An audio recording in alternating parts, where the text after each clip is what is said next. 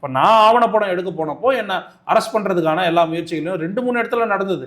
அவர் அந்த எஸ்ஐ வந்து எங்களை கிட்டத்தட்ட துரத்திக்கிட்டு வந்தார். அப்புறம் அங்கே ஒரு சின்ன சர்ச்சையானதுக்கு பின்னால் தான் எங்களை விட்டாங்க. நான் என்னன்னா முதல்ல வந்து ஆவணப்படம் எடுக்க போனோம், வழி உள்ள விடலை. அதுக்கப்புறம் வேறு வழியில் போனோம், உள்ள விடலை. நான் 3வது டைம் அந்த ஊரில் வேற ஒரு வழியாக உள்ளே போகிறப்போ நீங்கள் வந்து எப்படி துரத்துனாலும் வந்து வந்துகிட்டே இருக்கிறாங்க அப்படின்ட்டு எங்களை அரெஸ்ட் வரைக்கும் போகிறாங்க.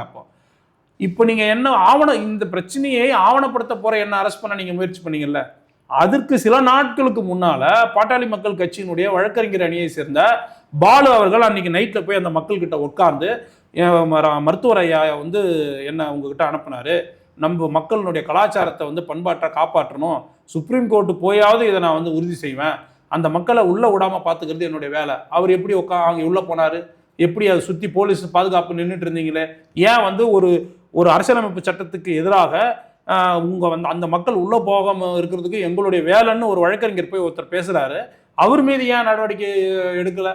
ஒரு குறிப்பிட்ட மக்கள் உள்ளே போகக்கூடாதுன்னு சொல்கிறவர் மேலே ஏன் வன்கொடுமை தடுப்பு சட்டம் பாயலை?